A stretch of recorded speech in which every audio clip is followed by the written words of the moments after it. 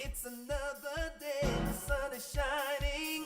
Got to know what's going on around you. Wake up, it's the time to motivate your mind. Come with me, let's make this moment brighter. Wake up with the Bahamas and sunrise. Come on and wake up with the Bahamas and sunrise. Wake up with the Bahamas and sunrise. Wake up with the Bahamas and sunrise.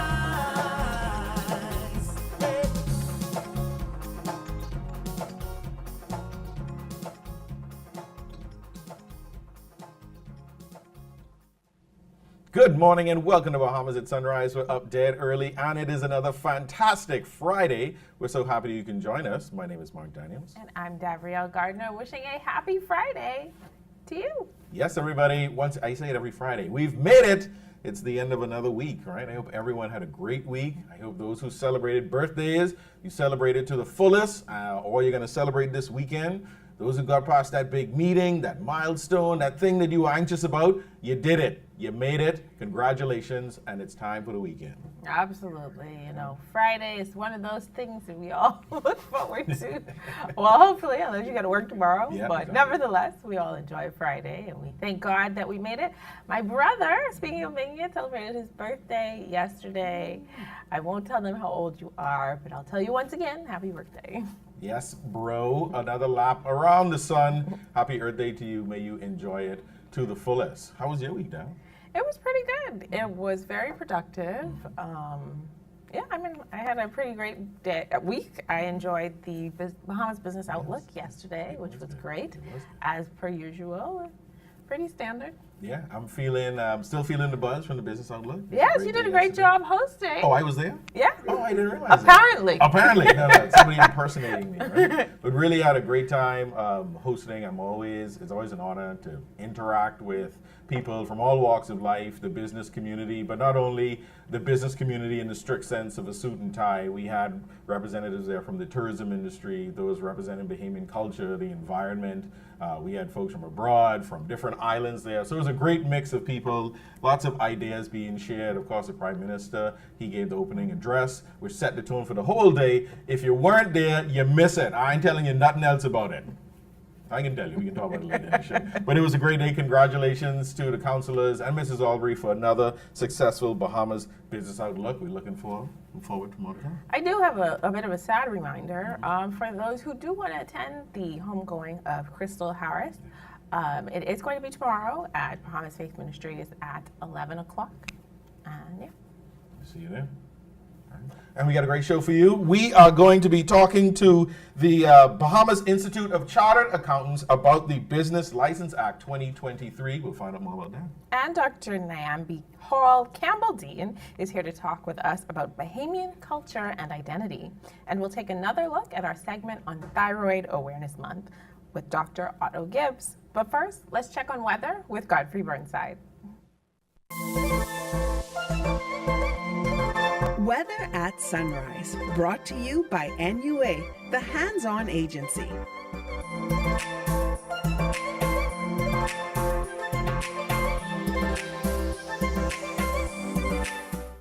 Thank you, Davrielle, and good morning, Bahamas. In your first look at weather at sunrise, we do have that weakening high-pressure system that dominated the weather all week. It's now shifting towards the east, and that's going to make way for a cool front to move here sometime on Monday morning. We expect some cooler temperatures starting early next week. But today, partly sunny, a bit breezy. It's going to be on the warm side. There's a chance of a few showers, mainly across the extreme northwest Bahamas, high temperature 82 degrees Fahrenheit. Tonight, partly cloudy and mild, with a few nighttime showers over the extreme northwest Bahamas, that's Grand Bahama, Abaco, and Bimini. The low temperature going down to 70 degrees Fahrenheit. And some regional highs and lows across the Caribbean, Barbados, 84 and 75. In Jamaica, 89 and 76. In Trinidad, 86 and 73. And the Turks and Caicos Islands, 84 and 74. Across North America, Atlanta, 68 and 59. In Boston, 43 and 34. In Miami, 80 and 72. Dallas, Texas, 65 and 46. and Toronto, Canada, 41 and 37. As you go to the weekend, nice start of the weekend with some warm temperatures, but then by Sunday we do expect some increasing cloudiness by afternoon into the evening hours as that crowful approaches and moves through the extreme northwest plus early on Saturday morning across New Province by midday with a couple of showers, maybe an isolated thunderstorm popping up across the extreme northwest Bahamas. So temperature head of front will be in the mid-80s daytime, the lower 70s daytime. After front passes, we'll look at the mid-70s daytime and the lower 60s at nighttime. That puts a wrap on your first look at the weather at sunrise. I'm Godfrey Burnside. Back to you, Mark. Thank you, Godfrey. The Business License Act 2023 is an act to require businesses to hold a business license, to repeal the Business License Act 2010 for connected matters. Here to tell us more are Bertino Albury. He is the president of the Bahamas Institute of Chartered Accountants. We also have Carlton Cartwright. He is assurance and digital assurance partner with PricewaterhouseCoopers Bahamas and a BICA member. Good morning and welcome to Bahamas at Sunrise. Thank you. Thank you for having us. Good morning. Now, let me say that again. The Business License Act 2023 is an act to require businesses to hold a business license and to repeal the Business License Act 2010. So let's talk about this. Tell us what the Business License Act 2023 is all about. I'll pass it on to Carlton. Yeah, so basically the Business License Act for 2023, the main change is it changes who is scoped into the act. So previously where international business companies and other entities that perhaps had revenues outside of the Bahamas were scoped out. They are now included in the Business License Act and subject to paying business license tax.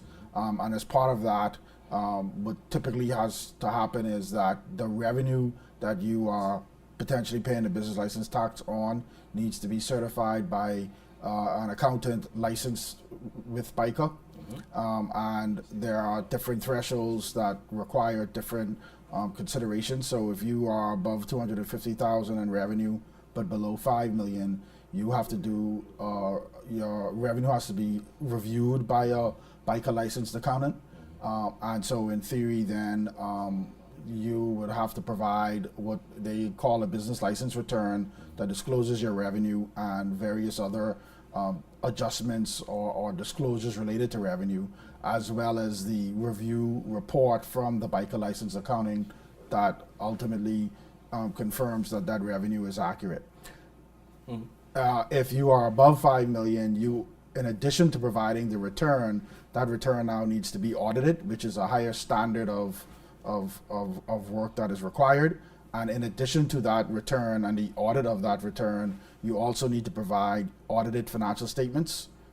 And those audited financial statements can be on a fiscal year end, whereas your business license return is on a calendar year end. So those are the key changes that arise out of the Business License Act 2023. What have been some of the challenges in, I guess, getting this act passed? Well, the act has already been passed. It was actually, passed down to us. The government had, and the reason why this came about is the government had concerns about the quality of the business license that they were receiving. So they called on us as BICA professionals, professional accountants, to assist in this process, to help them get some type of assurance and comfort around the numbers that they're getting. And so some of the challenges have been, we needed time to hash this out, try to figure it out. So what we did, we created, and that's why I pass it on to Carlton, he's my technical guy. So we had this technical committee. We created this, what we call a working committee to work along with the DIR, Department of Inland Revenue, so that we could figure out how to go about doing this. Now that you have all these assurance services that need to be done. So some of the challenges have been trying to reconcile our standards with the tax code that is being shoved down.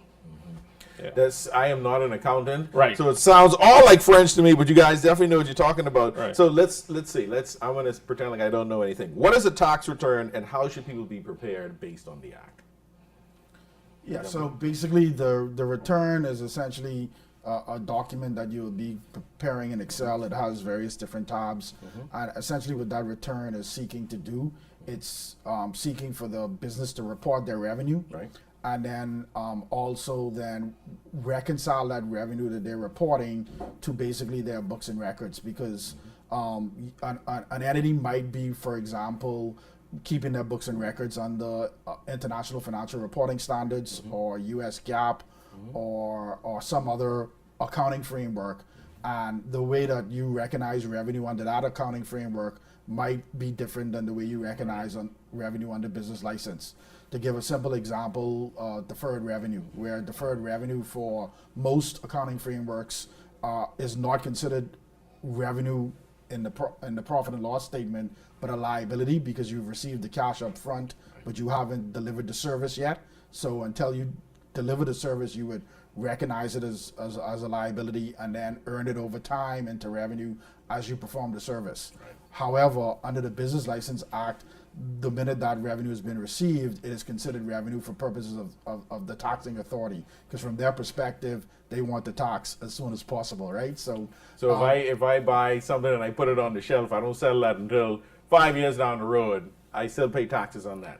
well, not if you're buying, because that would be inventory. But in theory, if you've sold something, let's say you've sold a service, and you're going to perform that service over the next year, in theory, under your existing accounting framework, you would recognize that revenue over the year. Right. Whereas if you were paid up front for that service, the Business License Act would say that you recognize the revenue now, and you pay business license tax on that revenue now. So that is one of an example of an adjustment that might happen that you have to, which this return is ultimately trying to seek to reconcile. All right, I'm understanding. I feel like I'm an accountant, right? I feel like I could join your association. How do people find out more about the act, and who does this impact on a day-to-day basis? The Inland Revenue does have a website. They published what they call the guidance notes and all the returns that you'd have to complete recently. We're still in negotiations with them. Like I said, we had this working committee working along with them. So we still sort of fine-tuning some of the reports. But you can go there and start to look at what it is required that you need to do on their website. You could also reach out to your NARIS and great members of BICA to assist you along the way as well. Yeah, what is the role of BICA in all of this, and how does BICA support? Well, the role of BICA is to ensure that the members and the licensees that are preparing these returns are helping, I guess, with the assurance of these returns to make sure that we are actually performing within our standards. Right. And also, of course, being able to fulfill what is required under the law. Right. And so sometimes that collides, right? Because, we have to do things under IFRS because that's the standard in which we're governed. But the law may not necessarily, just like as Carlton talked about, deferred revenue. You have an item, you pay cash, you're a business owner. I haven't given that item to the person yet. So, then that person probably still needs to pay on that item. But according to the government, to DR, that's money, that's revenue, but that is not necessarily revenue to you. And so those type of challenges we face, but we got to make sure we stand within the lines and at the same time be able to fulfill our duties under the legislation. Have there also been some changes to the business license renewal requirements? Give us a little information on that. Business license renewal requirements, all what Carlton talked about. You got to make sure that you engage a licensed BICA professional to be able to either, depends on the bucket that you're in. If you're in the 250,000, the 4.9 million bucket, then you'd have to make sure that you've engaged a professional to help with the review of that return that you're going to prepare. Now, if you get into that 5 million above, but they considered large entities, large taxpayers, then you'd have to engage a BICA licensed professional to perform an audit and also prepare that return in which they will also audit as well. I would also say that the Department of Inland Revenue, in recognizing that this is a big change in terms of renewal, have altered some of the deadlines. So typically what is required is that by January 31st, so in a few days, the entity would submit their revenue number before in theory, that has been reviewed or audited by a biker licensee. And then by March 31st, that number that was submitted needs to be reviewed or audited by a biker member, and then submitted along with the return. This year, in recognition of the fact that these changes have been made, there's an automatic extension now to April 30th in terms of when you need to have that reviewed or audited. And then there's also a provision in the guidelines that would say if you need more time than April 30th, because there are going to be some entities that are new to this regime and are new to getting audits, and so that might take a lot of time, you could then request an extension until June 30th, 2024. I don't even have a business, and I think I requested an extension just to wrap my head around it all. But you guys have been very informative, and we can find more information, as you said, on the Department of Inland Revenue's website, more about the Business License Act 2023 and how that impacts businesses here in the Bahamas. We appreciate you both for being in. Bertino Albury is the president of BICA. Biker. I don't want to keep saying Bika. Biker, and we have Carlton Cartwright with us, a Biker member and a digital assurance partner with PricewaterhouseCoopers. Y'all gonna beat me. Yeah. Thanks for being here this morning on Bahamas at Sunrise. All right. You're watching Bahamas at Sunrise. We'll be right back.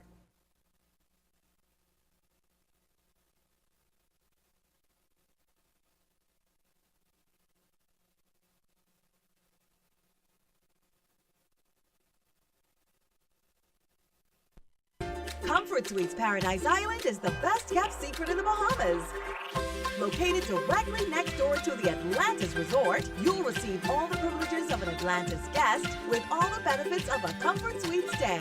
Enjoy everything Atlantis has to offer, including our perfected water park, plus all the amenities of Comfort Suites. Free Wi-Fi, free breakfast daily, and kids stay, play, and eat free. Visit ComfortSuitesPI.com.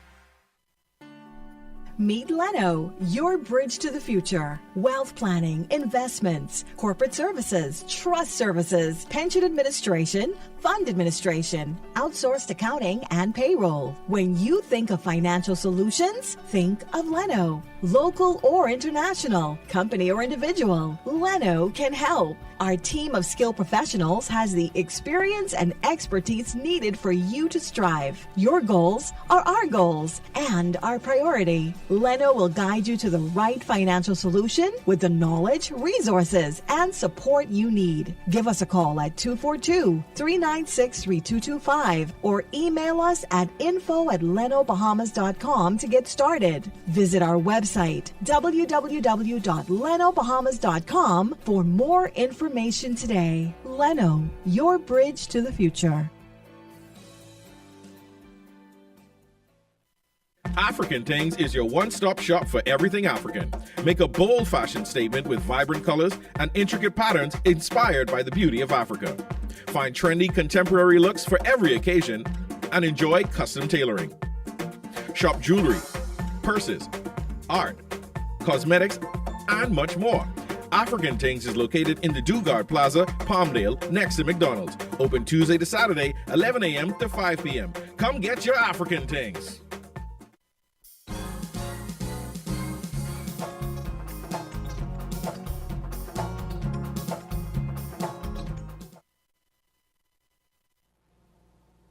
Thanks, Godfrey. January is Thyroid Awareness Month, an important time to talk about various health problems connected to the thyroid, especially since 60% of those with a thyroid disease are unaware of their condition. Here to tell us more is Dr. Otto Gibbs, endocrinologist, diabetes, and metabolism specialist at Your Health Bahamas. Good morning and welcome back to Bahamas at Sunrise. Good morning. Thank you for having me. So tell us a little bit about the thyroid and what its role is in the body. Okay, so the thyroid is a small butterfly-shaped gland that's located in the anterior or the front part of the neck. And it produces thyroid hormone, of course. So these thyroid hormones they play a key role, an integral role in terms of regulating your metabolism, your energy levels, and they are responsible for a host of other bodily functions. They play a pivotal role in terms of your overall health, and any dysfunction or imbalance in terms of the thyroid hormone can cause a host of issues in terms of your health. You know, Thyroid Awareness Month, once again, is all about educating people, and we're saying up to 60% of people aren't aware, you know, that they have a problem in the first place.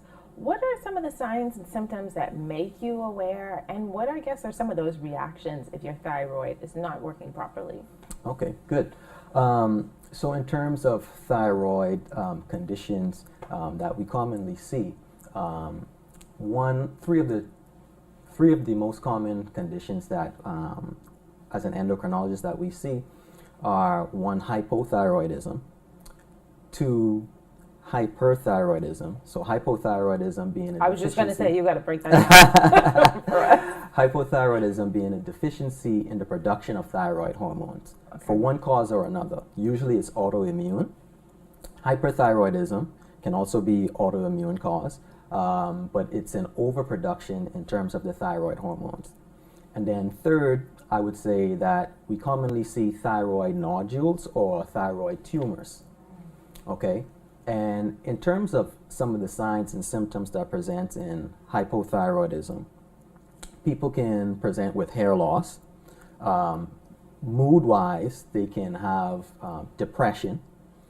In terms of their skin, they may notice that their skin becomes a little bit dry, a little bit more brittle.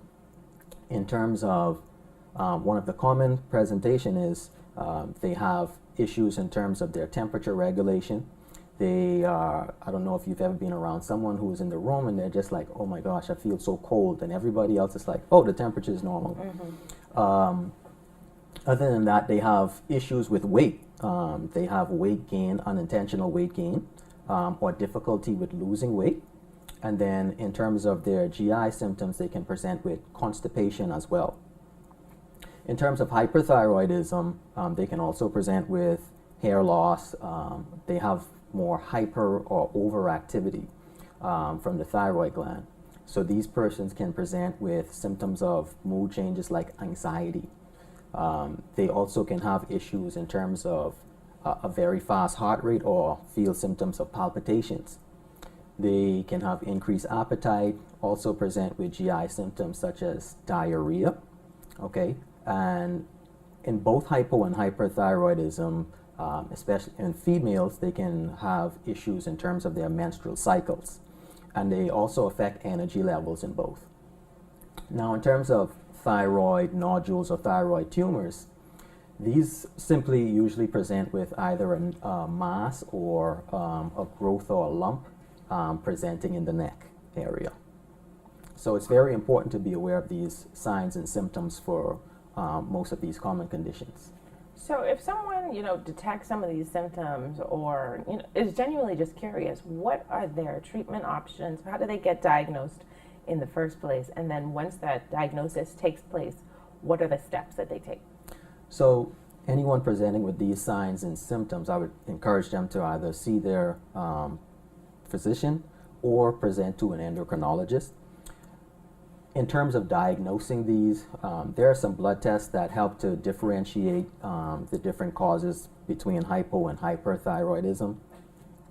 And then there's a multitude of treatment options based on what it is that they're presenting with. So that can range from anything from alteration within their diet to medications that can stop overactive thyroid or hyperthyroidism. And then we can have hormone replacement therapy for those who are deficient in terms of their production of thyroid. Now, as it pertains to the nodules, usually this is investigated by imaging, either by a radiologist or an endocrinologist like myself. And what we do is an ultrasound image of the growth, and we look at certain characteristics of this growth. And what we're concerned about is whether or not this looks like cancer. Mm-hmm. And if it does, then we would want to biopsy it and send those cells to the lab to make sure that it is. And based on those results, we'll pursue further treatment for these patients. You know, during the introduction, I mentioned that 60% of thyroid disease goes undiagnosed.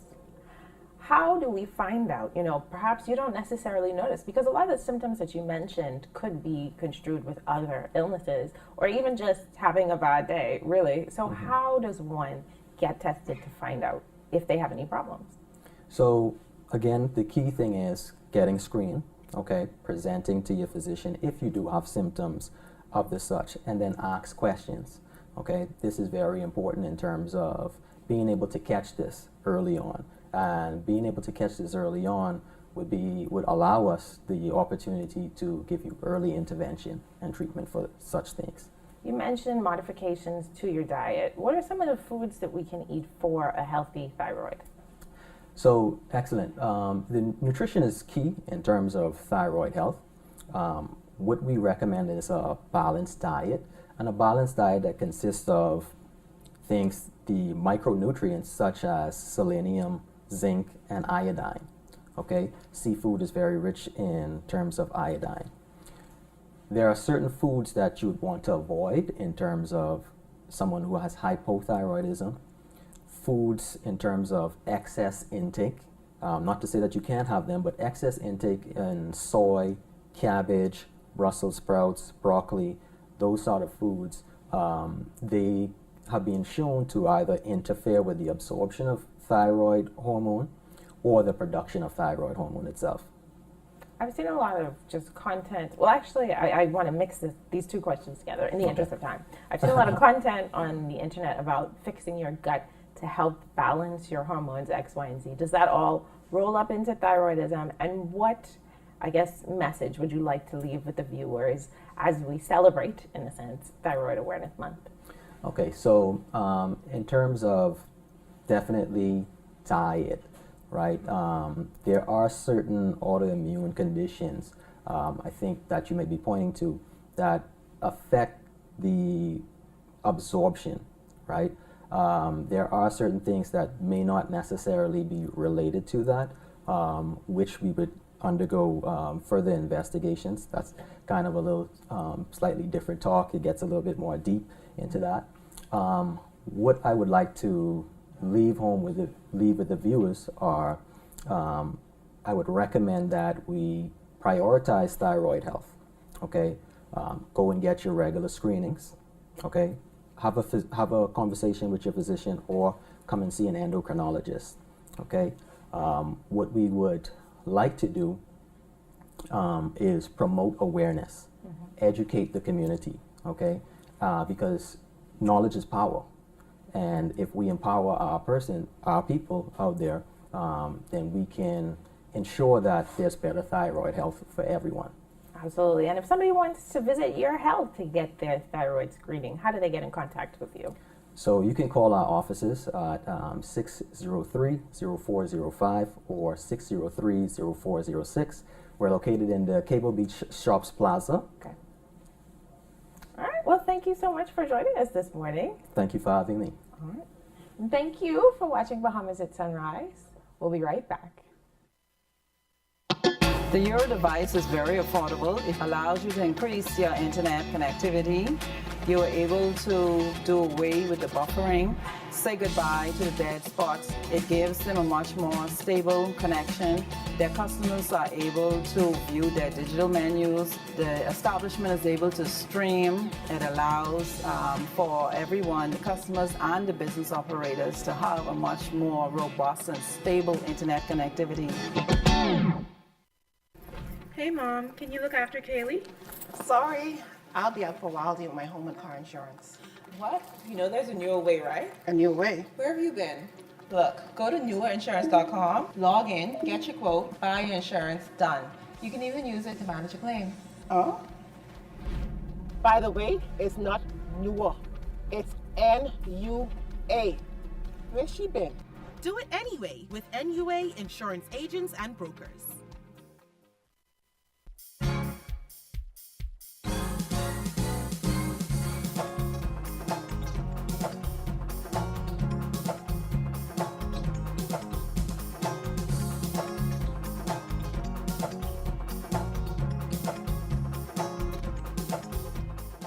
Good morning and welcome back to Bahamas at Sunrise, up dead early on another fantastic Friday, and we are at the mid-show. Thank you for sticking with us. My name is Mark Daniel. And I'm Gabrielle Gardner, hoping that you're still having a happy Friday. Yes, we are having a happy Friday. I enjoyed those segments previously in the second half with Biker Biker, biker, biker, biker. I love biker. I'm sorry, just when I see that word, I kept saying biker. I'm so sorry. All the accountants are going to be waiting outside in the street for me with their calculators just ready to plummet me. No, it's busy season. We don't have time for that. But I did appreciate that conversation about the Business License Act, and you can learn more by going to the Department of Inland Revenue's website to learn how that affects you as a business owner, which should be everybody, because we should all be striving out something to call our own, something little business. Whether you could be selling water on the light, or you could be having a stall at Fish Fry, you could have a 50-person company. Just try a thing, right? Oh yeah, business is a business is a business. I remember I got in trouble for my first business. I was selling cookies at school. Oh yeah. We weren't supposed to do that, but you know, it was that entrepreneurial spirit, that Cat Island, or Ackland, sorry. Acklands were from within me, from my grandma. Yeah, to be honest, I had, schoolmates in primary school, and some of them used to have the candies in the bag and selling the little snacks, and some of them are very successful businessmen and women today. So don't knock the hustling spirit. Just craft it and guide it in the right direction. Absolutely. Yeah. So what we got coming up in the second half, we're going to be discussing Bahamian cultural identity with Dr. Nyambi Dean. But before all that, we're going to take a second look at weather with Godfrey Burnside.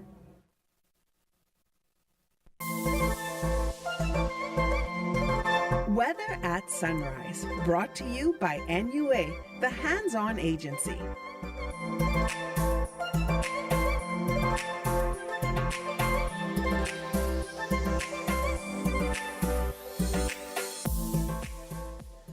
Thank you, Gabrielle. Good morning, Bahamas. And your final look at weather at sunrise. We do have a dominant high-pressure system that's weakening now. It's going to shift towards the east sometime by tomorrow into Sunday morning. Make way for a cold front. We have some late Sunday night into Monday morning. Expected with Monday morning across the extreme northwest Bahamas, and by afternoon in the Providence area. Bring about some cloudiness, but a cool down expected after that front passes early next week. In the marine forecast today, those winds southeasterly at 10 to 15 knots, sea 2 to 4 feet in northwest Bahamas, east to southeast at 15 to 20 knots, sea 4 to 7 feet, or the central and southeastern islands. Still have a caution posted over the central and southeastern islands. On Saturday, those winds are southerly 10 to 15 knots, sea 2 to 4 feet, extreme northwest Bahamas, that's Grand Bahama, Abaco, Bimini, southeasterly at 10 to 15 knots, sea 2 to 4 feet, over the remainder of the northwest Bahamas. East to southeast at 15 to 20 knots, seas 4 to 7 feet, over the central and southeastern islands. On Sunday, those winds south to southwest at 10 to 15 knots, sea 2 to 4 feet, over the northwest Bahamas. Southeasterly at 15 knots, sea 3 to 5 feet, over the central and southeastern islands. Your tides. You can expect a high tide at 8:10 this morning. The next low tide will be at 2:38 this afternoon. High again this evening at 8:27. Sunset 5:48 this evening. Rises tomorrow morning at 6:54. UV index 8. Your water temperature 72 degrees Fahrenheit. And your moon phase full moon. Your external look. High pressure shift towards the east. Makes way for a cold front to move in here. So look at a nice weekend still weather-wise until Sunday evening, when we have increasing cloudiness with some showers, even a possibility of thunderstorm across the extreme northwest Bahamas. Temperature headed at front, mid-80s at daytime, lower 70s at nighttime. After that front passes, we're looking at temperature tipping into mid-70s daytime, upper 50s to lower 60s at nighttime. That much wrapping up fun look at weather at sunrise. I'm Godfrey Burnside. Back to the team.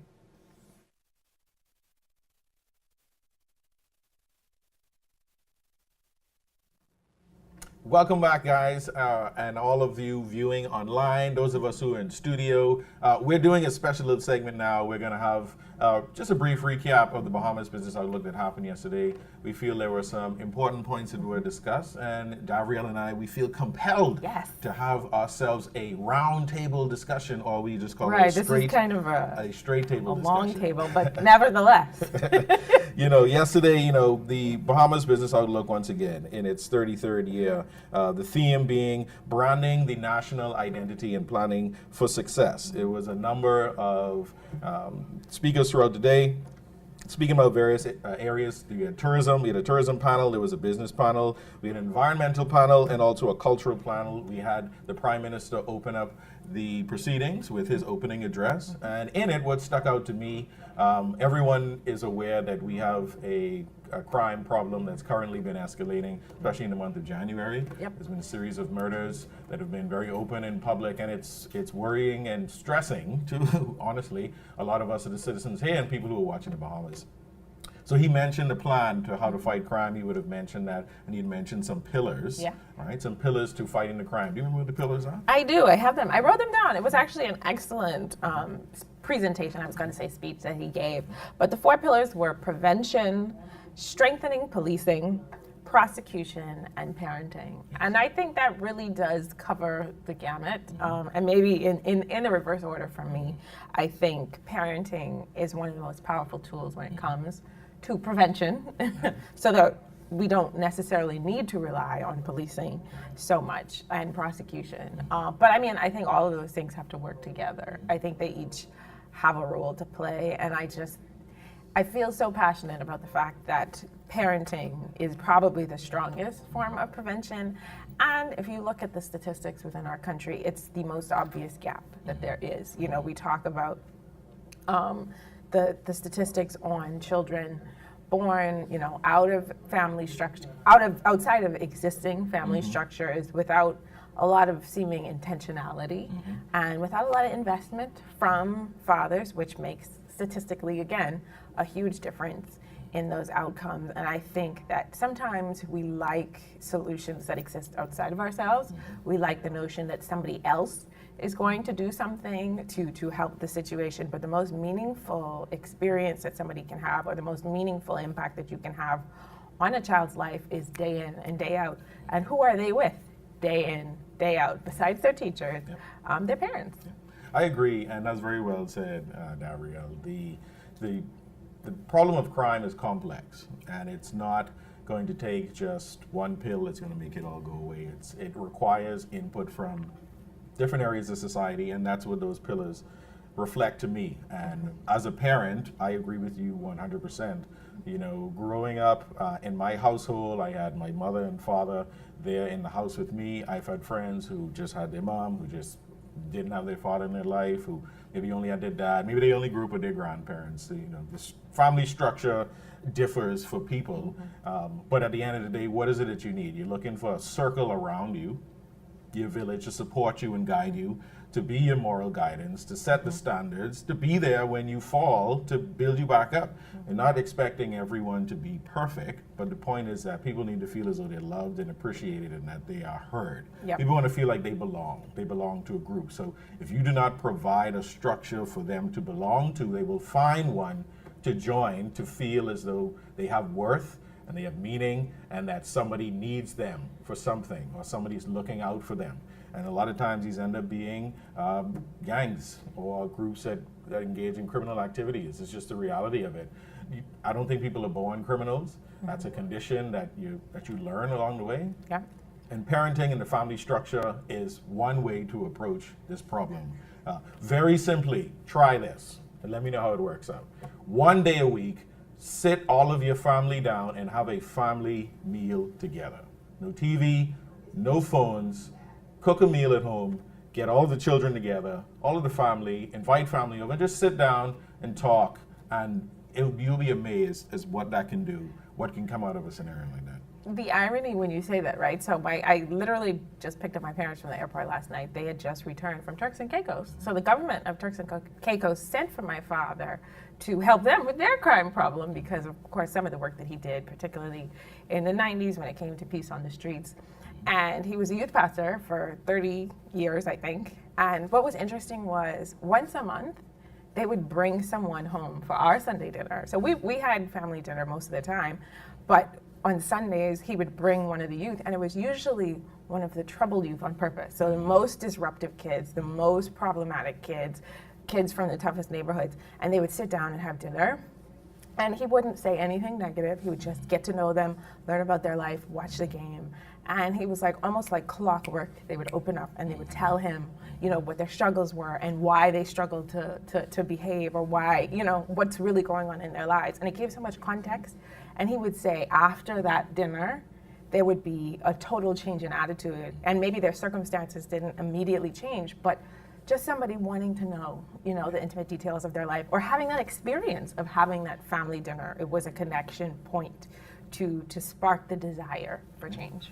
It's very powerful, just showing someone you care, showing up. Mentorship, it was one of as a part of the pillars that the Prime Minister spoke about, lending yourself as a mentor. Men, speaking to you directly, we have to pull ourselves up.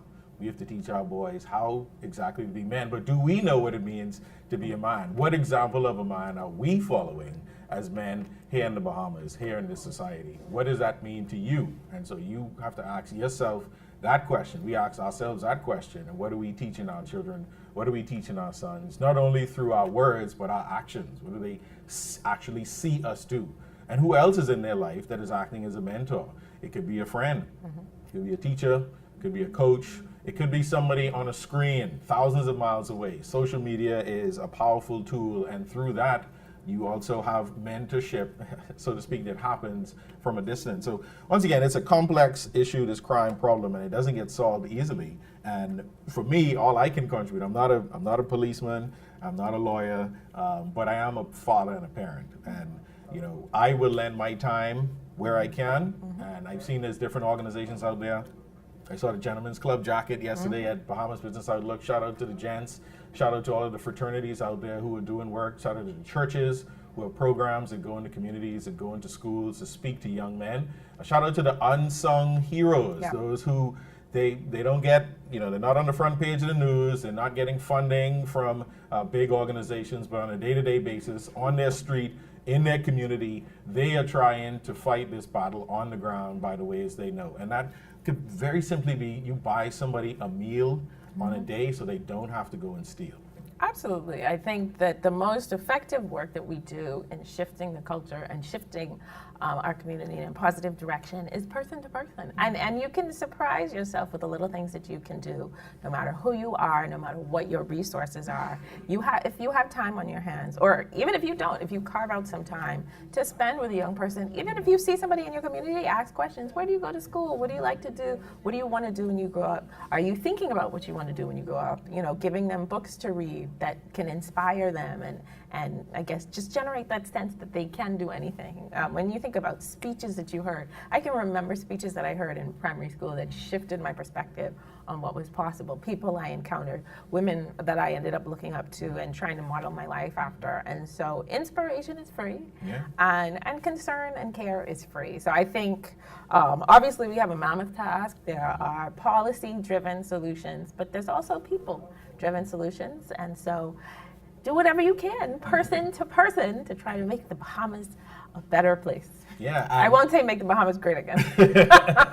And just to wrap all that up, I think last night we saw that in Junior Junkanoo, and shout out to all the schools that participated. I think Junkanoo is a wonderful way to raise children in a culture of togetherness, of teamwork, of cultural expression. There are mentors that are in those Junkanoo groups that help to guide and grow people. You're learning a skill with the artistry of it. So shout out to Junior Junkanoo, everybody that participated. I think, people talk about the national service. Every child needs to do Junior Junkanoo in the Bahamas. That should be... Absolutely. I totally wanted to do it as a kid. Well, shout out to everybody. I still turned out all right. Yeah, you still got a chance. You can go into Vegas, But thank you all for sitting in with us on our straight table talk. Just wrapping up some of the comments from the Prime Minister on crime yesterday at the Bahamas Business Outlook. We've got to work together to solve this problem. We appreciate you sticking with us, and we will be right back after this short break.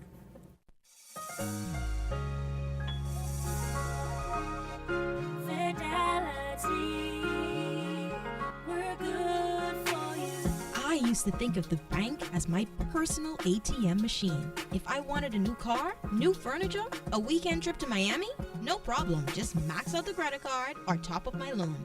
I was a big baller until I realized that 75% of my salary was going to pay back all those loans. Fidelity's personal financial coaching was the best solution.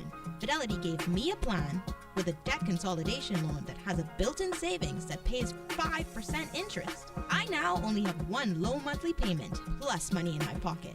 Give Fidelity Bank a call at 356-7764 in Nassau or 352-6676 in Freeport. Visit any of Fidelity's locations or visit a website at fidelitygroup.com.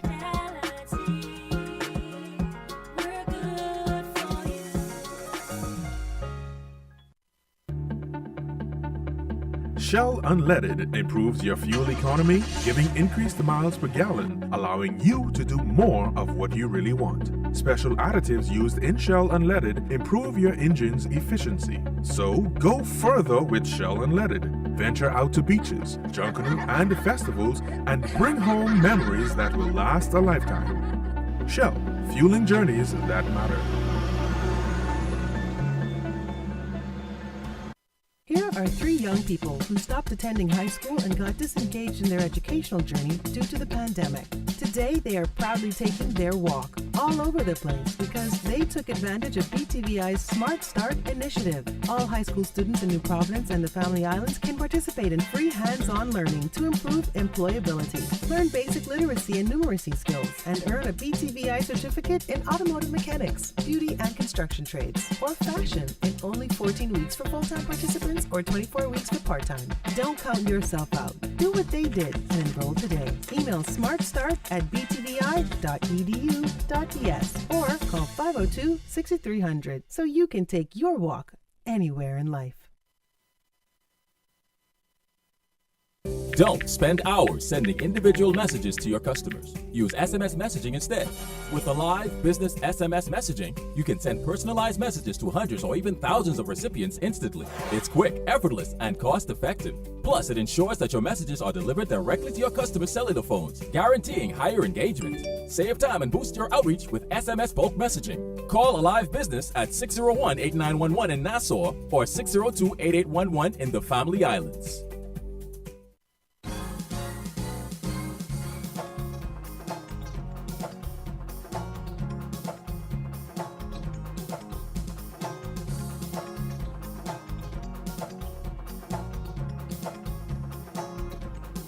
Welcome back.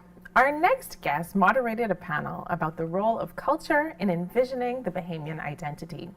Here to continue that conversation with us is Dr. Nyambi Hall Campbell Dean.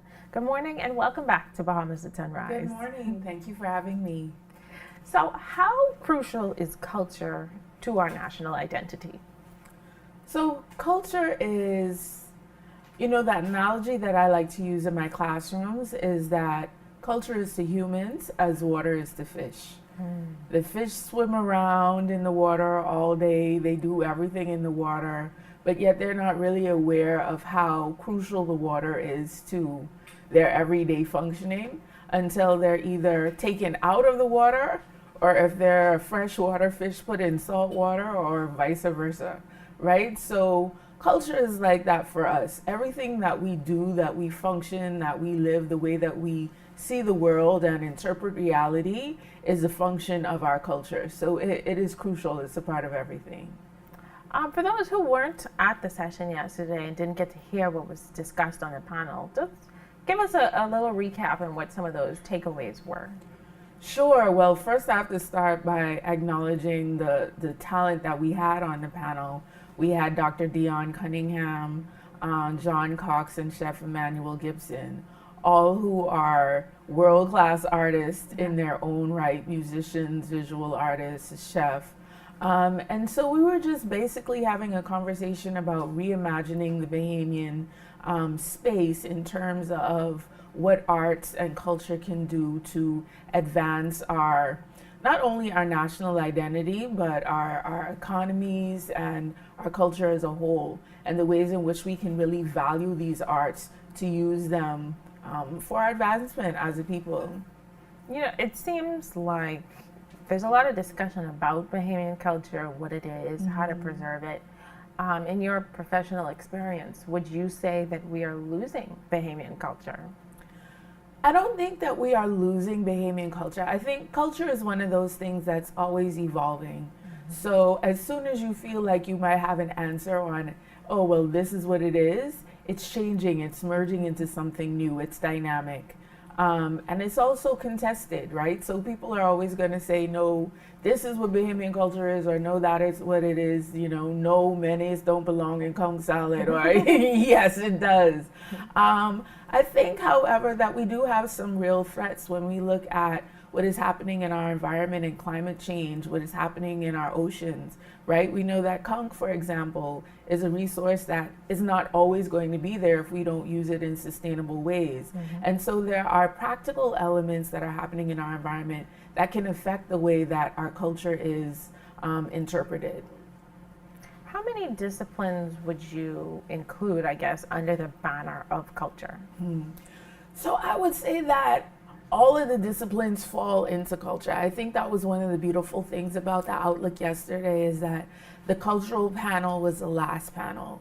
So we had the tourism panel come before us, the business panel, the environmental panel. And in each one of those panels, you could see how our culture as Bahamians affects the way that we interpret those different disciplines. So culture is a beautiful thing in that it really holds everything and gives us a blueprint for the ways that we interpret those disciplines.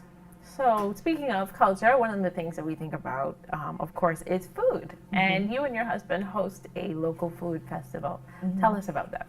So we like to call it a culinary conservation competition. Aha! And yes, and so as King of the Conch Fest, we started it in 2017 and again in 2019, and it is a competition of Bahamian conch vendors. And the idea around it was to really highlight your conch vendor as an artisan, right? The way that they make the conch, the taste of it. So we judge them on taste, speed, and presentation. And it was to highlight the conch vendors as artisans, but also to promote conservation, right? That this is a resource that we love. What is the Bahamas without conch? But we have to use it in sustainable ways. So we were really able to engage different areas of the community. We had a competition with all women conch vendors, and that was the queen of the conch, and they was, you know, knocking out conch and pulling it out and chopping it up. So it was a really exciting event that we hope to be able to bring back in the very near future. That was going to be my next question. You said 2017 and 2019. Yeah. Are we looking at a 2024? COVID was like 4 years, right? So we should be back on track. Slowly loading. Soon, yes. Because that sounds like my kind of competition. Absolutely. When people compete with conch recipes, everybody wins. Everybody. So all year long, you know, the Business Outlook, Bahamas Business Outlook, which is going to take place on pretty much every major island in the Bahamas, their theme is Future Bahamas. What are some areas that you think we can address to create a brighter future? So one of my other hats is the chair of the Bahamas National Reparations Committee. And so I feel like we need to continue to have the conversations around reparations. One of the things that we want to do as a committee is really be able to lay out the 10-point plan and all of the points and how we feel reparations can add to national development. I think that there are some low-hanging fruit that we can address, like outlawing marital rape, things that are just immediate and need to be done now. That could really aid us in our future. And I think that when we see these steps made with things that we can do right now, we'll see also how it can impact the crime that we're experiencing in our community. So those are all areas that I think Future Bahamas needs to look at.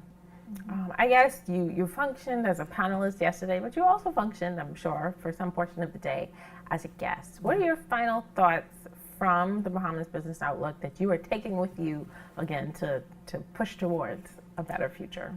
Wow, there were so many different areas that the Outlook touched on. I think one of the things that stood out for me was how much work people are doing in each of their respective areas. And I think that I really was, I don't want to say impressed, but it was just encouraging to see Bahamians from different business perspectives, whether that was the environment or tourism or just different areas of business, all working, the cultural panel, the artists, all working with a passion for this place that we call the Bahamas, right? These little rocks, these little islands and keys. And that we all have the standard, the levels at which they work was encouraging and inspiring. So just to be around, to be in that environment and be able to interact with all of those persons, that was one of the beautiful things about yesterday for me.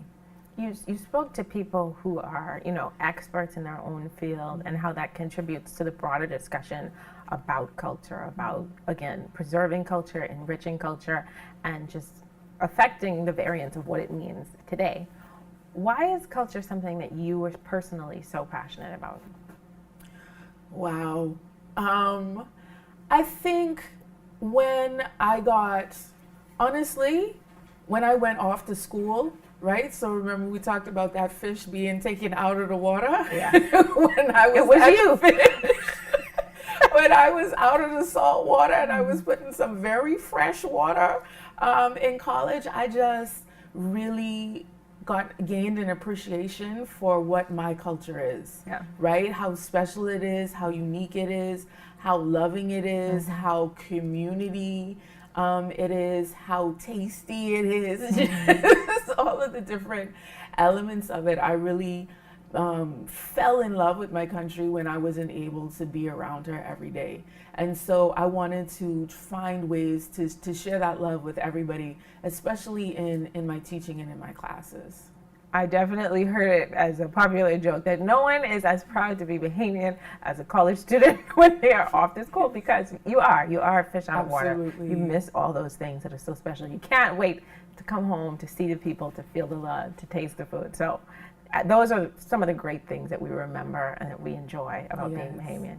Kudos to you and your team for just ensuring that that stays with us.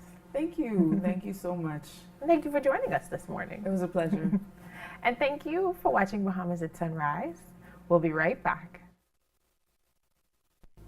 Hi, I'm Ria Christina, and I'm super excited to be the new host of You and Your Money. Local international buying set has actually been closing some of their branches. It actually gives me an opportunity to share my views, my take on the financial matters. Even when we think about what's happening globally, we still have a lot of work to do in terms of having to educate business owners as to the importance, the economic impact, and how it is that we can look at improving the Bahamian economy. $1 billion. That's how much we spend every year importing food in this country. It also gives me an opportunity to have conversations, and that's meaningful conversations with thought leaders within our community, even having to see how it is that we can work together, or even the opportunities that may exist for many Bahamians. So I'm excited to be here and looking forward to the great conversations that's to come.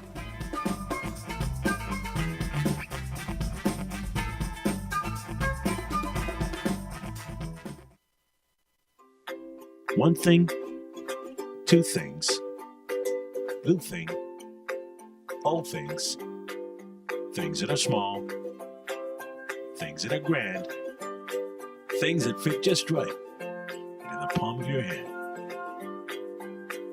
Fox Hill Nursery, a large selection of garden supplies. If you can see it in your mind, you can find it at Fox Hill Nursery.